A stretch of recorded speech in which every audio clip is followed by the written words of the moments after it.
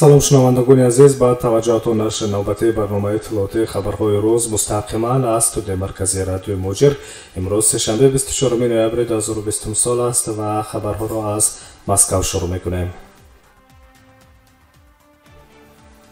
Рустам Эмомалӣ, раиси палатаи болоии парлумони Тоҷикистон, имрӯз бо сафари расмӣ ба Москав омад. Дар ин бора дафтари матбуоти парлумони Тоҷикистон дар сомонаи Маҷлиси миллӣ хабар додааст. Қайд карда мешавад, ки дар сафари раиси парлумон роҳбарони кумитаҳо ва аъзои парлумон ва дигар шахсони расмӣ низ ҳамроҳ гардиданд. Дар майдони ҳавоии Внуково-2 Москав ҳайати парлумони Тоҷикистонро муовини раиси Шӯрои Федератсияи Русия Ильёс Умаханов пешвоз гирифтааст. дар хабар оиди барномаи сафар ва ҳадафи омадани Рустам Эмомалӣ ба ҳайси раиси палатаи болоии парлумони Тоҷикистон ба Москав чизе гуфта нашудааст. дар ҳамин ҳол Спутник Тоҷикистон менависад, ки кори асосии ҳайати Тоҷикистон бо тавсеяи ҳамкориҳои байни парлумонӣ марбут аст. ҳамин тавр рӯзи 24 ноябр раҳбари палатаи болоии парлумони Тоҷикистон Рустам Эмомалӣ бо раиси Шӯрои Федератсия Валентина Матвиенко мулоқот мекунад. Сипас 25 ноябр ҷаласаи комиссияи ҳамкории Шӯрои Федератсияи Маҷлиси Федералии Федератсияи Русия ва Маҷлиси Миллии Маҷлиси Олии Ҷумҳурии Тоҷикистон баргузор мешавад. ёдрас мешавем, ки нахустин сафари расмии Рустам Эмомалӣ ба ҳайси раиси Маҷлиси Миллии Маҷлиси Олии Ҷумҳурии Тоҷикистон ба Федератсияи Русия мебошад.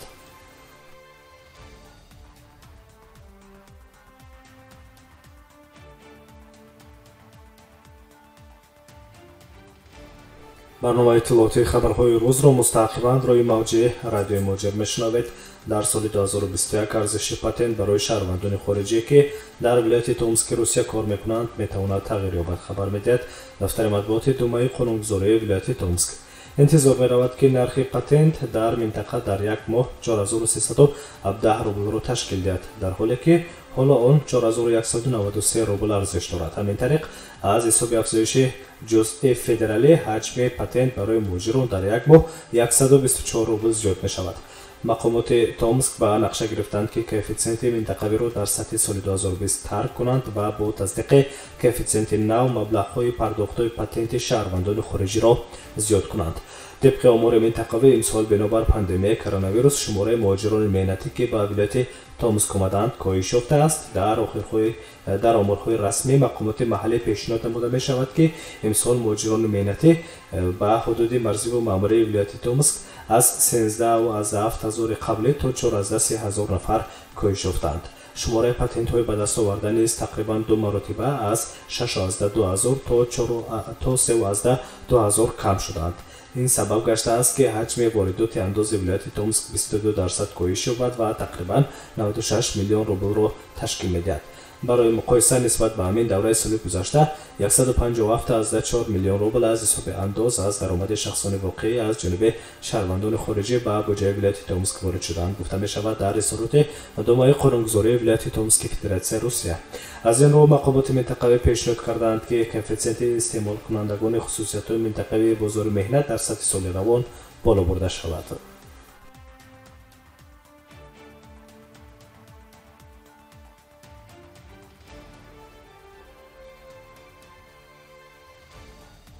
تحولات این ساعت‌های تاجیکستان و جهان را شما مستقیما در روی موج رادیو موجر میشنوید.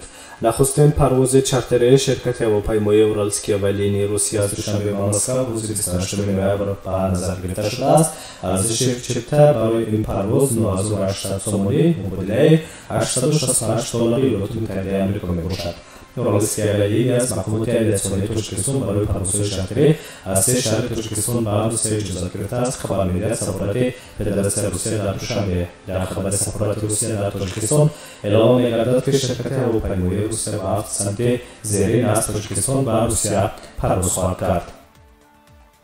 پروازها در مسیر دوشنبه ژوکوفسکی هفته یک مرتبه روزهای یکشنبه دوشنبه خزان هفته یک مرتبه روز دوشنبه کراسنایارسک هفته یک مرتبه روز دوشنبه سمر هفته یک مرتبه روز سه‌شنبه دوشنبه سنت پترزبورگ هفته یک مرتبه روز سه‌شنبه دوشنبه اوفا هفته یک مرتبه روز دوشنبه خوجند ژوکوفسکی هفته یک مرتبه روز دوشنبه خوجند کراسنایارسک هفته یک مرتبه روز دوشنبه خوجند سمر هفته یک مرتبه روز یکشنبه خوجند سنت پتربورگ هفته یک مرتبه روز جمعه و کلوب مسکو هفته یک مرتبه روز شنبه انجام داده می‌شود.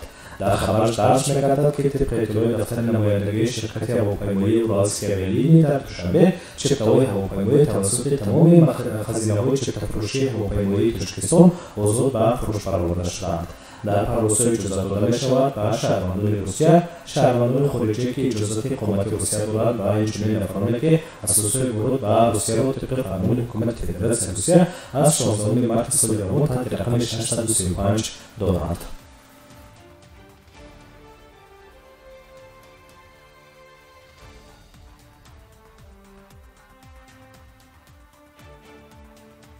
شما خبرهای ما رو مستقیما در روی موج رادیو مهاجر میشنوید و از مسکو و کالوگا میرویم. یک شهروند تاجیکستان نسبت به نماینده حکومت در شهر اوبینسک تحقیر و زورآوری کرده است. نوشته شده است در سامانه ریاست تفتیشاتی کمیته تفتیشاتی فدراسیون روسیه اوید به ولایت کالوگا.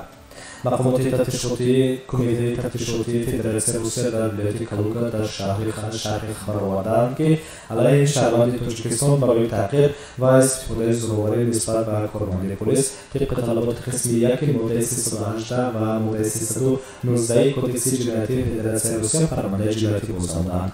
طبق مواد پرونده جنایی که در سامانه ریاست تفتیشاتی کمیته تفتیشاتی فدراسیون روسیه اوید به ولایت کالوگا آمده شده است. روز 19 آبان سال 2020 بهگاهی مرد 28 ساله در حالت مستی در نزد یکی از بناهای استخباراتی در شهر اوبینسک ترتیبات جمعیتی را بیان کرده سخنان قبیح بیان نموده رفتار خشمگین کرده است. با درخواست ساکنان کارمندان پلیس به جای حادثه حاضر شده طلب کردند که عملهای غیرقانونی قطع کرده شود، اما این مرد در پاسخ و تحقیر قبیح مقامات کارهای داخلی شروع کرده و لباس یکی از ماموران پلیس را درآورده نشانه سررسیدگی او را کرده کارمند دومین پلیس را لغت زده است. پس از آن منبع شونده دستگیر کرده شده مقامات تفتیشاتی با روزگی دادستانی از دادگاه طلب به حبس پیشگی گرفتن او را کردند که دادگاه نیز در نوبت خود درخواست مقامات تفتیشاتی را قانع ساخت. برای ایبدار شونده برای کردار صادر کرده‌اش تا 5 سال زندان تهدید می‌کند.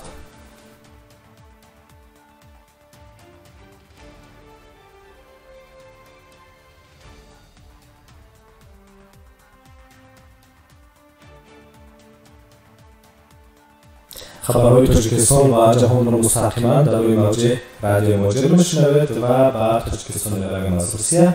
در تاجیکستان اسعار خارجی در برابر پول ملی سامانه زیاد شده ایستاده است. طبق معلومات تخته الکترونی رسمی بانک ملی تاجیکستان امروز یک یورو 13.45 سامانی ارزش دارد در حالی که دیروز آن 13.40 سامانی بود. همزمان قرب اسعار آمریکایی در یک ماه اخیر ثبات را نشان داد و با گوهری حدودی 11.30 سامانی را برای یک دلار نگاه می‌دارد. در مورد روبل روسی باشد در سطح تغییر یابنده قرار دارد و هر هفته بالا می‌رود و پس باز به حالت مقابل برمیگردد.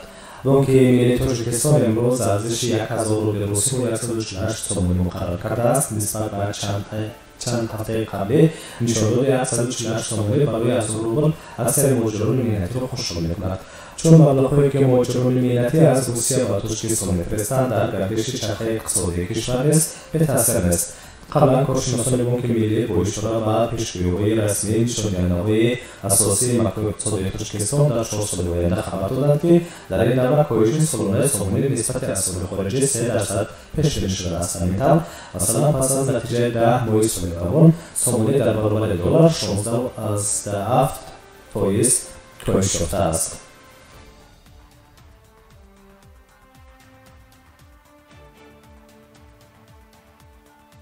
شما خبرهای این ساعت را مستقیما در روی موج رادیو مهاجر شنیدید. سلامت باشید.